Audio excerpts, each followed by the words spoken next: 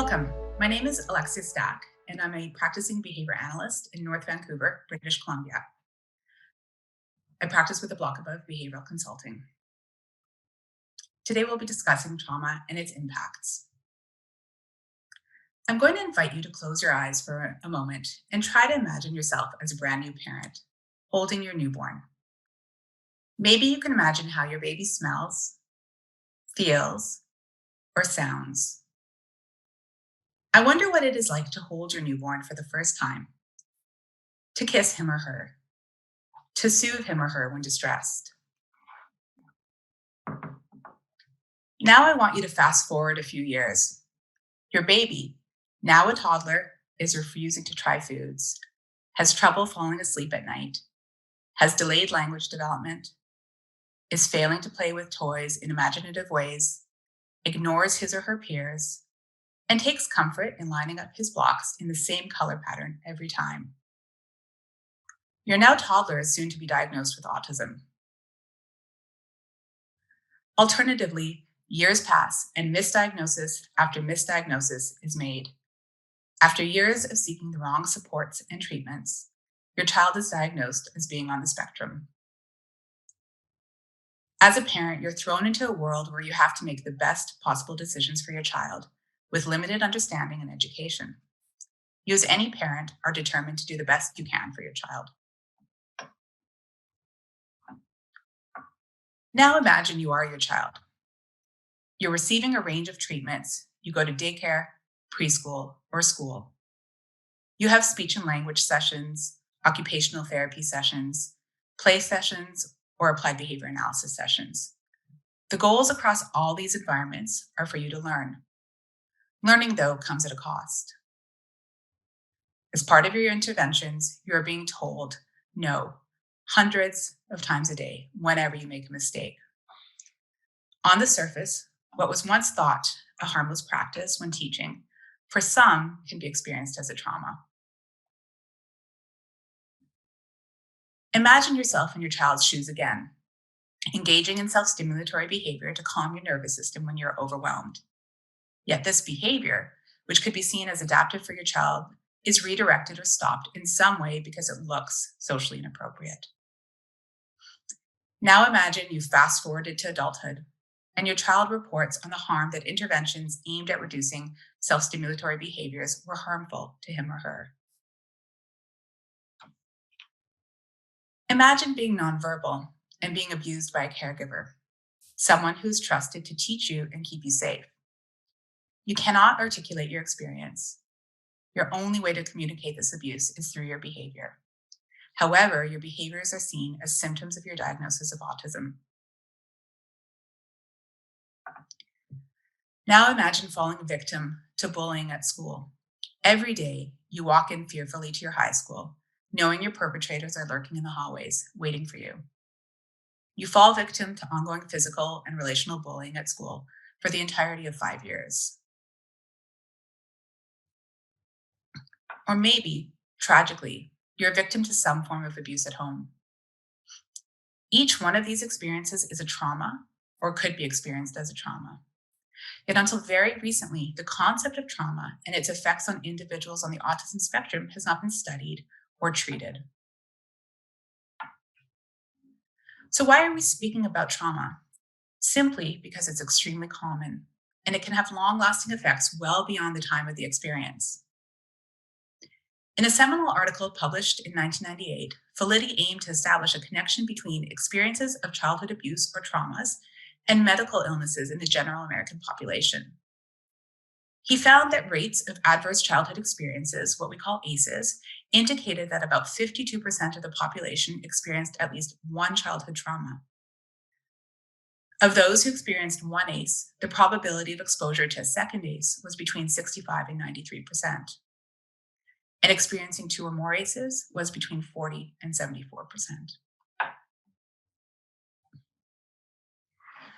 So what about in children with autism? Prevalence rates are unknown as a result of a direct lack of screening tools for trauma in children with autism. However, if you imagine how challenging it is for a young child without autism to first understand that they're experiencing trauma And second, to have to try to find the words to disclose trauma that has occurred or is occurring on an ongoing basis. And then extend that idea to individuals with autism who now have additional barriers to overcome in terms of cognitive development, language skills, and even a theory of mind deficit. It becomes easier to understand why prevalence is unknown. For example, one can predict that it would be very difficult for a neurotypical child to articulate experiences of neglect, physical abuse, observing the abuse of a loved one, poverty, and so on. A neurodiverse child may have even more challenges making sense of their experiences and may have no ability to articulate such experiences. In a paper I published in 2018 with Dr. Lysician, we note that we can make some inferences about increased vulnerabilities to trauma. We suggest that individuals with developmental disabilities may be at greater risk for being maltreated as compared to their typical peers. And children with developmental disabilities struggle with their communication skills, are more likely to be socially isolated, and are prone to experiencing high levels of familial stress. These factors are common in individuals with autism spectrum disorder, and they make them more susceptible to maltreatment. So, why do we care about ACEs and what are they? The 98 study that Validity published set the groundwork for the emergence of research in a broad array of disciplines such as endocrinology, neurobiology, medicine, psychology, psychiatry, and so on. Prior to 1998, we really knew very little about trauma and its symptoms and sequelae.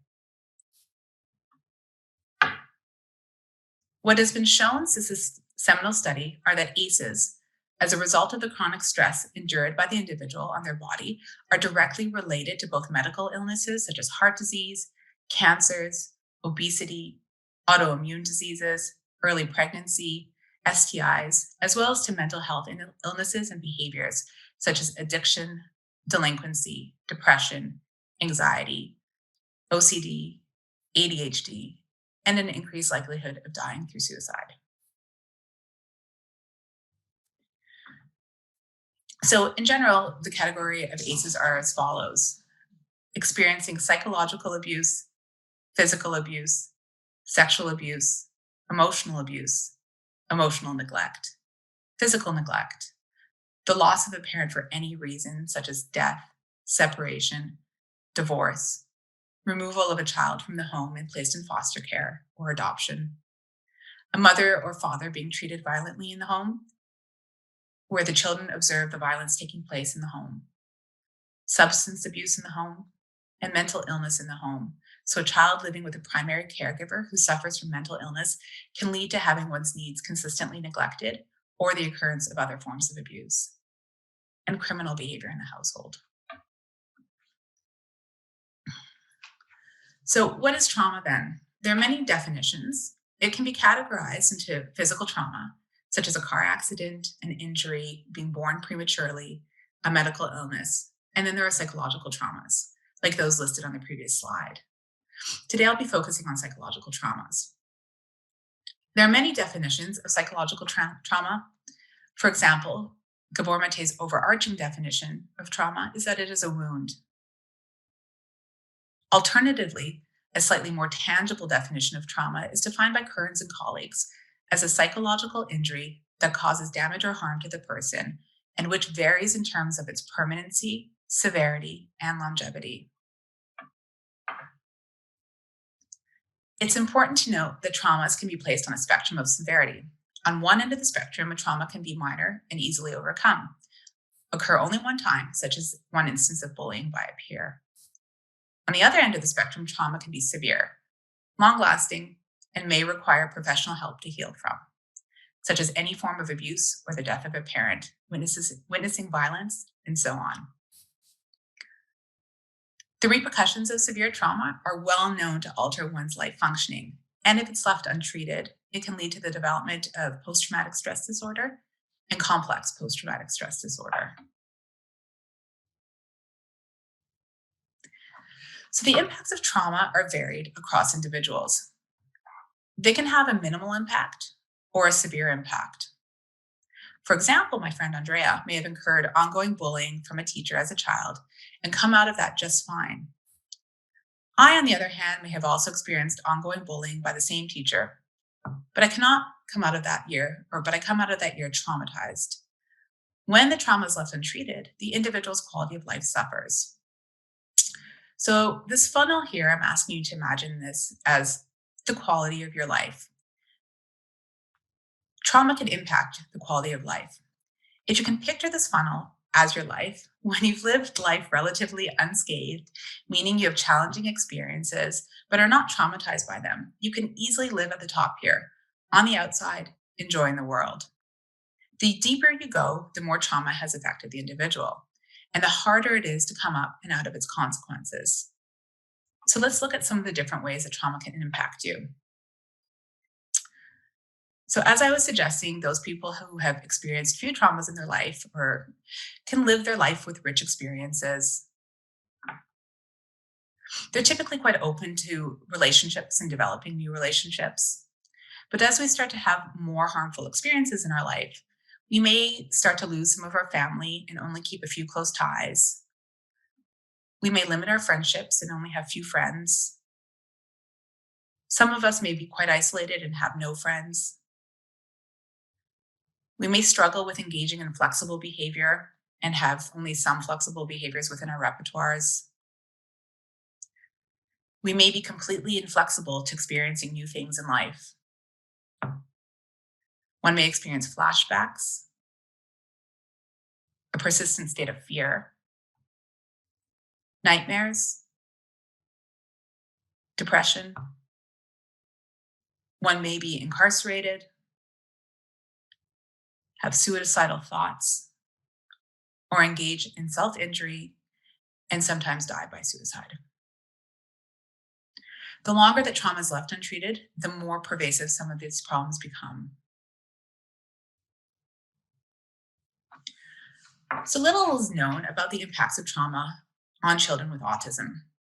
However, given the research in neurotypical children clearly shows a range of detrimental effects, we need to start to infer that children with autism will be impacted in some of the same ways by trauma, and possibly in different ways as well. Although little is known, I'll walk you through what we do know about the impacts of trauma on typical development and what we do know in terms of its effects on the development of children with autism. We'll review neurobiological effects, emotion regulation, cognitive development, and behavioral symptoms in children with autism. So we know that the limbic system is involved in the processing of trauma. The limbic system is involved in the emotion processing and regulation, especially with those emotions that pertain to survival. So fear, anger, hunger, and sexual behavior, as well as with learning and memory formation. The limbic system is comprised of the amygdala, the thalamus, the hypothalamus, and the hippocampus, as well as a group of other structures. In terms of what occurs in the development of typical children, it is well established in the literature that exposure to repeated traumatic events, or what we call chronic trauma, can cause changes in a person's neural structures and sensory systems. When a trauma occurs, environmental threats are detected by the prefrontal cortex, amygdala, and the hippocampus. When a psychosocial stress is perceived, the hippocampus and prefrontal cortex activate the firing of the amygdala. The amygdala then triggers a region of the brain that in turn activates the sympathetic nervous system, so the fight and flight response. The amygdala plays a role in emotional processing and in developing a fear response. Its role is to evaluate whether stimuli are potentially threatening, and signals that are sent by the amygdala to the brainstem begin startle responses and initiate defensive behaviors like the fight, freeze, flight behaviors. From a behavioral perspective, we can look at this in terms of a very broad range of stimuli in our environment that can initially elicit feelings of fear, which is experienced as a private event, but can sometimes be seen in overt behaviors such as refusing to try new things, refusals to enter public spaces, insistence on routine or sameness because change evokes fear, elopement, crying, selective mutism, and so on. So, to touch on a couple things that we do know in relation to children with autism, we know that children with autism have higher levels of salivary cortisol in response to novel and threatening stimuli. As well, children with ASD exhibit elevations in salivary cortisol levels when anticipating re exposure to perceived stressors. These pre existing, inherently weak stress responses may increase vulnerability to the future experience of trauma or increase traumatic responses to environmental stimuli in individuals with autism. Such responses may in turn initiate a cycle of biological and behavioral dysregulation.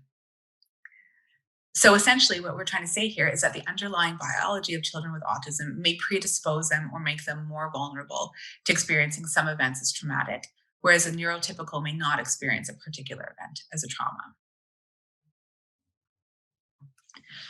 In regards to emotion regulation and its impacts, in typical development, we look at emotion regulation within the framework of a biopsychosocial model. So, ER refers to a group of processes that work together so that the individual can appropriately react and modify one's emotional response to meet a variety of situational demands. There are two main ways that people typically regulate their emotions via cognitive reappraisal or expressive suppression. Cognitive reappraisal is a strategy that involves cognitive changes and is seen to be adaptive. This is like rewriting your narrative of the experience and being flexible in how you think and talk about the experience in the future. You can think of it as a perspective shift on the traumatic experience. Whereas expressive suppression occurs when the person modulates the expression of the emotional response, meaning they attempt to suppress the feelings associated with the trauma, push them away, or at times dissociate from them. When this is used as a primary method of emotion regulation, it's believed to be maladaptive. For those who've experienced a trauma or repeated pervasive trauma, there are a range of responses to trauma that may occur on the spectrum from hypoarousal to hyperarousal. Hypo and hyperarousal refer to the nervous system and how it responds in the face of trauma. So, in states of hypoarousal, the individual dissociates or disembodies. And according to the APA, dissociation occurs when an individual is experiencing a traumatic event, such as victimization, abuse, or a crime, and leads to a disconnection between the person and his or her environment in circumstances where the trauma is more than she or he can tolerate. An individual can dissociate the memory of the place in which the trauma occurred, the memory of the trauma itself, and the emotions around the event. Hyperarousal refers to the fight response to trauma. In regards to emotion regulation and children with autism, very little is known in regards to how they regulate their emotions when they've experienced traumatic life experiences. In terms of cognitive development, when looking at research with children who are typically developing, some researchers argue that a calm physiological state is required for optimal learning conditions. Vanderkolk argues that the heightened states in traumatized children can lead to learning challenges. Children who are traumatized may overly attend to sources of threat in their environment, leaving them in states of hyperarousal for extended periods of time, in turn leading to generalized learning problems and a struggle with overall academic achievement and behavior as well.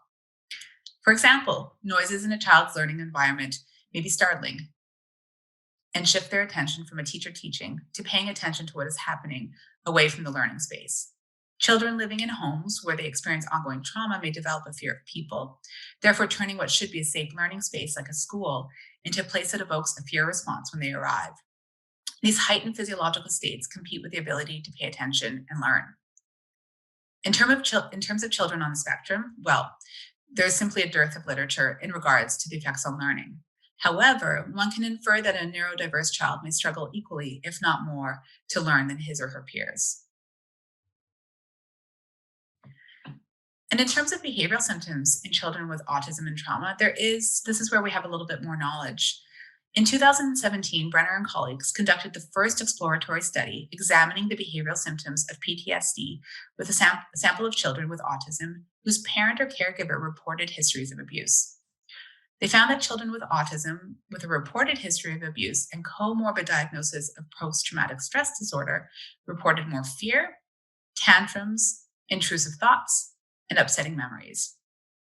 The data from this study suggested that children with autism experience similar symptoms to those that meet the diagnostic criteria for PTSD, but that there is an overlap in symptoms in children with autism who do and do not have a reported history of abuse, making the discrimination of symptoms challenging. They argue that diagnostic overshadowing may have been at play in this population when diagnosing PTSD in the sample of children, as children with autism in general present with complex emotional and behavioral symptoms. Diagnostic overshadowing occurs when symptoms of one disorder or difference in ability are so similar to the symptoms of another disorder, disability, or illness that you can't really tease apart the symptoms. And this can lead to an underdiagnosis of comorbid disorders. For example, when we look at symptoms of autism, we see that they share some common features with trauma and symptoms of attention deficit hyperactivity disorder as well. So, attending to the behavioral symptoms of the individuals we work with is imperative in order to assess for trauma. Although the focus of today's talk is not on the assessment, I will touch on where may see an overlap or overshadowing of symptoms, as there is much needed research in this area. These lists are not extensive. However, generally speaking, we know that individuals on the autism spectrum may have delayed language development. So, for example, we may see delays in the development of both receptive and expressive language. We see challenges in understanding social language. Individuals with autism may struggle to understand the emotions of other people and their own emotional states. They may have difficulties making social inferences, and they may not understand jokes, as some examples. There can be an insistence on sameness. So at times, changes to routines or unexpected situations and inflexibility around food choices, for example, may be difficult experiences for those with a diagnosis of autism. The literal understanding of language, meaning the ability to use language flexibly, can be challenging as well. Figures of speech, such as idioms, metaphor, and simile, may all be difficult to understand for our learners. On the other side of the diagram, we have some common symptoms of trauma that are not symptoms of autism. One can experience flashbacks in the form of olfactory flashbacks, visual flashbacks, and tactile flashbacks, for instance. Nightmares are a common symptom for those who have experienced trauma. Living in an ongoing state of fear or hyperarousal, feelings of helplessness and confusion, feeling irritable, and feelings of shame or guilt, as though the individual who's the victim of a trauma has done something inherently wrong, are common. Where we as clinicians and researchers may want to pay some extra attention is to those symptoms that are commonly shared across both groups of individuals. Here we may start to see changes in the quantitative and qualitative symptoms of those we serve who are both on the spectrum and who have experienced a trauma. It's important to look for changes to emotion dysregulation. We may want to ask ourselves, is this person experiencing more anger, more irritability, or more changes in mood than what is normal for them? We may want to look to learning challenges and attend to changes in one's ability to concentrate, where the individual may be placing their attention in the learning environment, or if they stop enjoying learning things that they once took pleasure in. We may want to look to difficulties in concentration that emerge. We may look at how the individual is sleeping. Are they sleeping more than is typical for them or less than is typical? Of particular interest may be to look closely at behaviors such as aggression towards others, self-injury, and behavioral outbursts. One may want to ask, did this behavior occur before?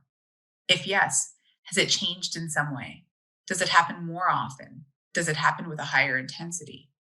Has the quality of the behavior changed in any way? For example, before a trauma, an individual may have picked at scabs on their skin. Following a trauma, this person may now pick at the scabs until they bleed heavily. Or another example may be that the individual engaged in head hitting before the trauma, but now they also try to induce vomiting. So new behavior has emerged as a result of the trauma.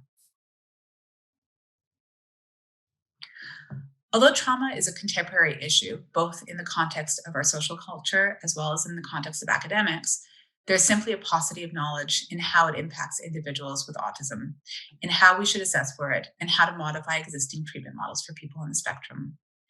The good news, though, is that there is substantial research that can guide us across all these areas if we draw on what currently exists and make what are likely much needed modifications to the existing approaches. So I'll leave you with this famous quote by a well-known Canadian folk singer as a reminder that there's always hope in the dark places. There is a crack in everything. That's how the light gets in. Thank you for listening. And here is a list of my selected references for those who are interested.